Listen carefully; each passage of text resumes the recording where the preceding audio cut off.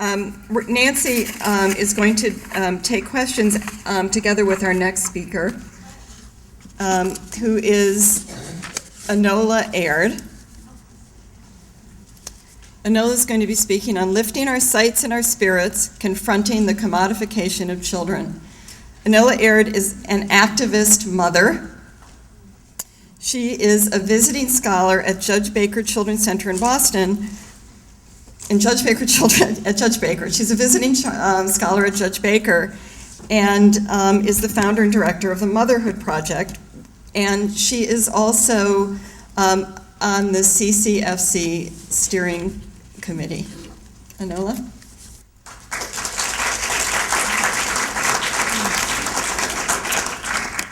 Thank you, Susan, and we are almost done. Good afternoon, everybody. Several years ago, I attended a presentation at a high school in my little community of Cheshire, Connecticut. It was a presentation by some young people from a high school in Mexico City. And they were cultural ambassadors, and they were sharing a bit of their culture with us. And several minutes into the presentation, the young man who was leading the group reached out and just grabbed my attention with these words: "In Mexico, children are raised to," and I perked up, leaned in, and he said, "to be respectful of their elders, to take care of younger children, and to be family-oriented." Now, I have to confess to you that I have no idea whether this is a universally held view in Mexico, but as a mother, I was very moved by that young man because he seemed to have a very clear sense of the purposes for which he was being raised. He had gotten somehow from the people around him a sense that relationships and caring were important parts of the reason that he was alive. And so that got me thinking about what children in the United States would say if they were asked that question. We have been here now for 2.5 days, and we know what they would say if they were honest.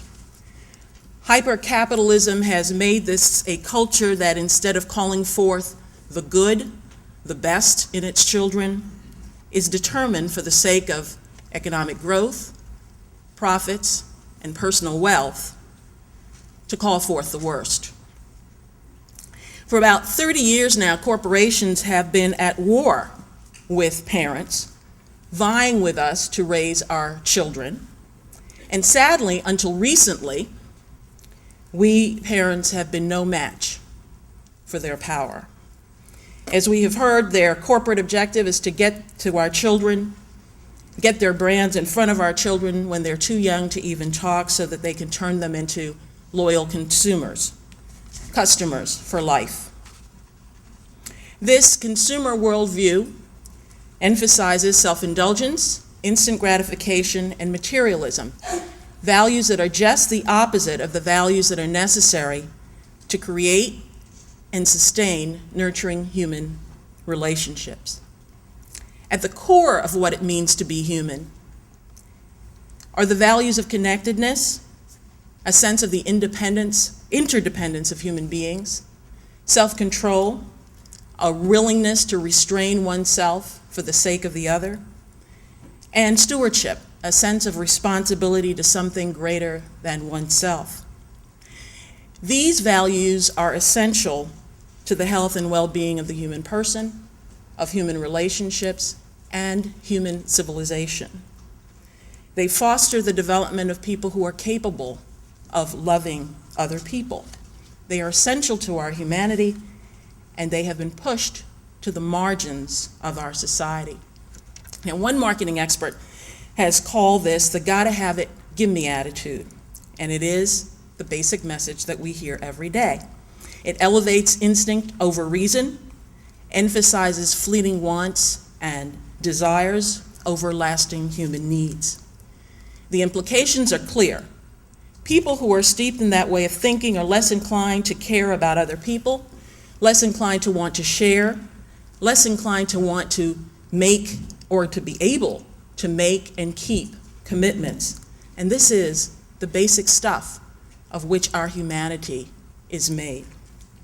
People raised principally to value the market values, or what the market values, are more likely to treat each other carelessly, disrespectfully, and violently. They are much more likely to treat each other as objects to be used to get whatever it is that they want. I want to illustrate this point and to illustrate the depth of the problem that we face as a society by calling your attention for a minute to the matter of designer babies, a prospect that is becoming more and more real every day.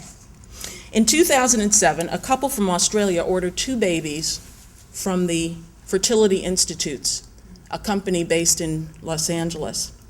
They wanted twins and they wanted boys, and that is exactly what they got. They turned to the Fertility Institutes because Australia prohibits sex selection for non-medical purposes, but California does not. And so, with a steady stream of American and international customers, business is booming for the Fertility Institutes.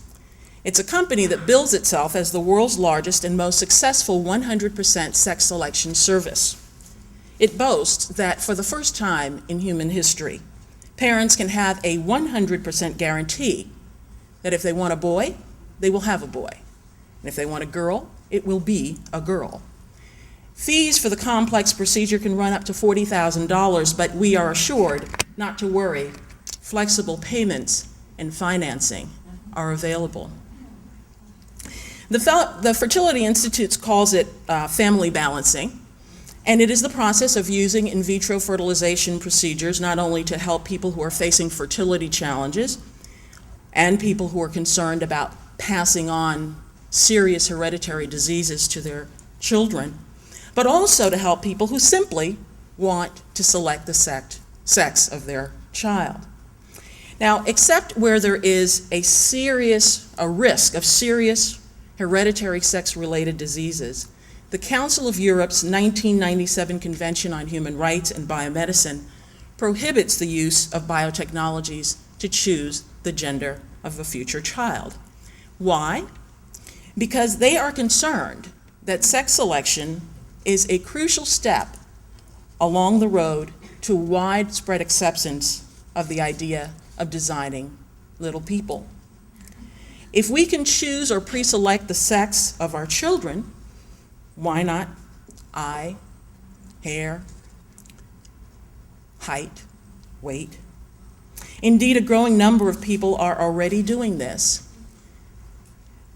They are itemizing with great care the characteristics they want in the egg donors. Typically, as I read my daughter's college newspaper and my son's, characteristics such as blonde hair, blue eyes, and high SAT scores. We are walking down a road that is turning babies themselves into manufactured products. We have brought the gotta have it, give me attitude into the creation of children, and we are commodifying human life. At bottom, this is a conversation about more than just the sexualization and commodification of childhood. It is about how our consumer ways of thinking have stripped away our understanding of what it means to be human. We are at a crisis point. We have got to find a way to change the trajectory of our culture to preserve our humanity. The consumer definition of a human being is about having whatever we want. The gotta have it, give me worldview clearly serves corporate interests, but it strikes at the very heart of our children's humanity because it robs them of the very thing that they need most: connections with other people. The perfect consumer is self-interested, deracinated, disconnected, and impulsive.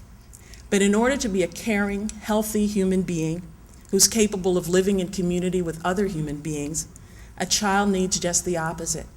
She needs to appreciate and live out the values of connectedness, self-control, and stewardship.